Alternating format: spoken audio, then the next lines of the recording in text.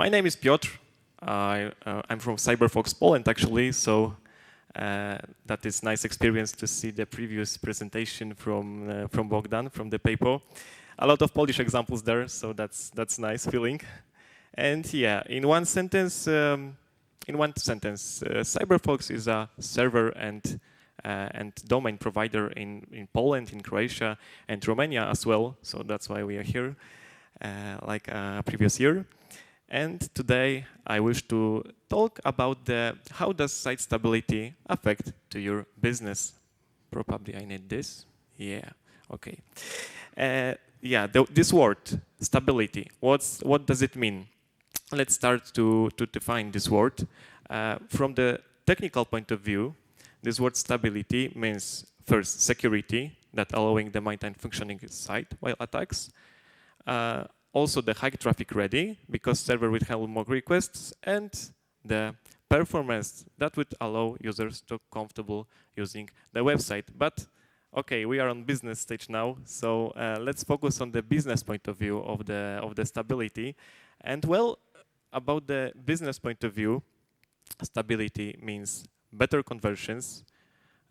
Generally, better conversions equals the good stability. So this is increasing your chances of selling. Lower bounce rate. I will explain you in next slide what is exactly this bounce rate effect. But for now, we can say that the greater customer acquisition potential thanks to this.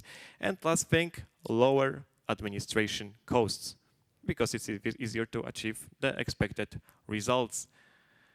Okay, but that's the theory. Let's prove it now. Let's prove it now, and please look at this chart. In the horizontal axis, you can see the time in second, and on vertical axis, it is a percentage of the conversions. And please take a look at this decrease, even 50% of decrease after the 5 seconds about your website, your shop speed, about the loading time of websites. So it's very important amount. And very similar situation is actually with the bounce rate.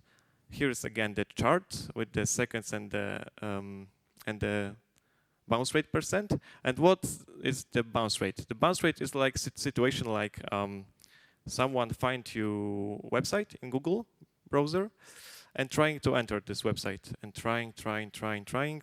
After 10 seconds, still the loading icon is, and he's dropped this request, cancel this, abort this, and that's exactly this bounce rate. And as you see, after 10 seconds, it is like more than 60%. So it's a very important thing. And last from those 3 examples, lower administration costs. Maybe you know the screen on the left. This is a screen for the Google PageSpeed Insight. The Google PageSpeed Insight, I think I can say that this is the most popular free tool for audit the shops and audit the website, blogs, services. And here's also the very interesting parameter called TTFB. TTFB, time to first byte. And this parameter is according to the server, so to the quality of the server that you hosted your shop, your Magento, your another shops. And yeah, the TTFB is in simple way is the request when the server respond between customer and the hosting. And yeah, and even Google said that this is the quote, in the February 2022 we'll begin to make check of page quality in our ranking system. And hey, they did it. They did it because here is the screen, here is the elements of the page quality by Google. This is, as you see below the source from the Google documentation. And as you see, the third of the element on the list is the stability. So even for Google, it's very, very important thing to have a good server for your shop, for your website. Okay, enough theory for today.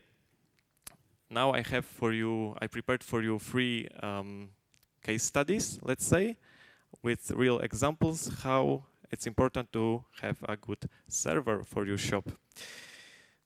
Case number 1, your website disappears in 1 second.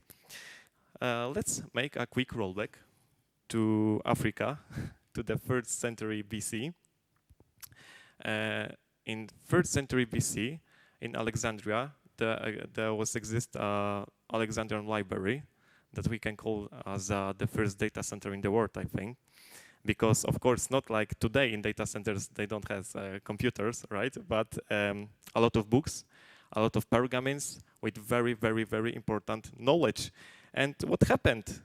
Well, in 38 BC, the fire of library, very big fire. The library was totally dilapidated as a result of the intervention of the Julius Caesar. And according to the Cassius notes, over 400,000 books lost forever. A lot of very important data. And why I'm talking about this?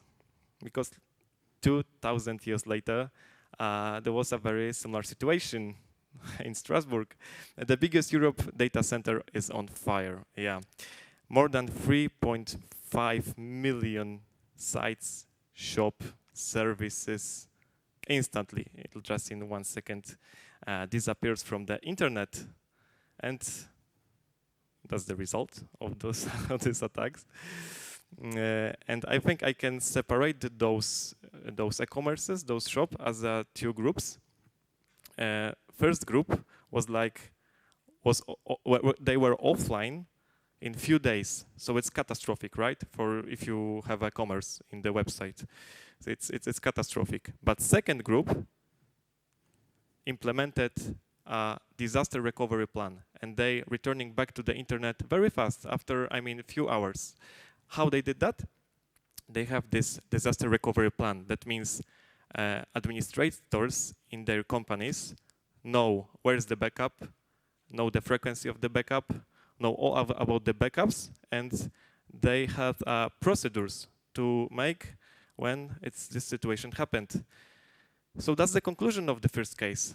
Check backups, frequency, location, retention, and have a local copy in pen drive, hard disk drive, on your desktop or another hosting provider. But yeah, it's very important to have a regular backup. And that was the first case. Second case, website cannot breathe. And what does it mean? This is a Polish case, like in paper presentation.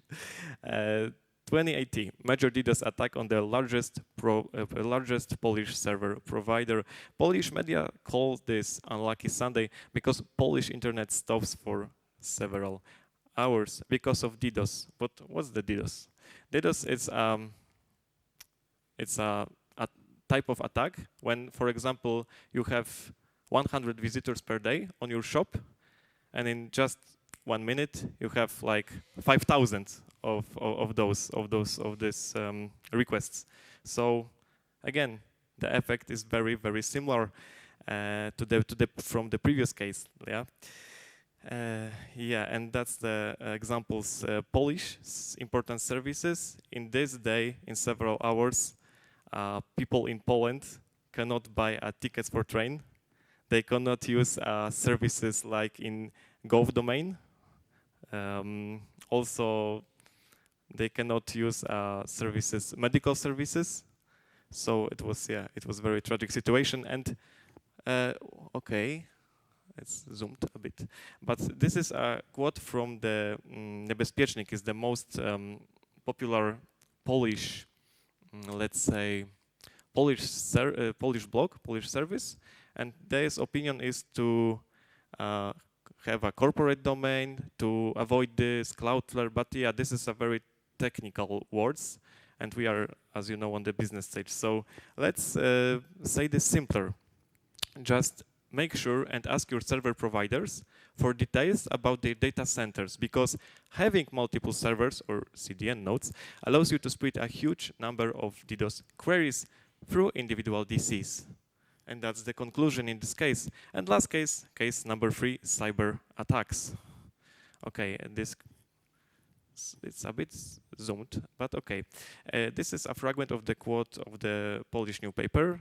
Like, in 2 years, the number of cyber attacks on the infrastructure of NATO countries has tripled. Google experts blame Russia, and yeah, probably you know this situation. You watch the television or hear the radio stations, but that's the effect of those attacks. This red screen, this red warning that Google use if someone is not good with your website. And here, what I can say else? The Google blacklisting, so make this one, Google blacklisting 10,000 websites per day because of those activities. And what's the type of those activities? You can see here in this table. I prepared for you this table, and in the reason column, you can see the most popular attacks in last year of the e-commerces, of the websites. And as you see, it's attacks like spam, low regulation, malware, viruses, phishing, Google regulations. And the worst thing is this last column, to be honest, warning in browser. Because if you investing in positioning in Google, and if you have problem with, as a result of this screen, positioning the Google is going very down, decreasing very much.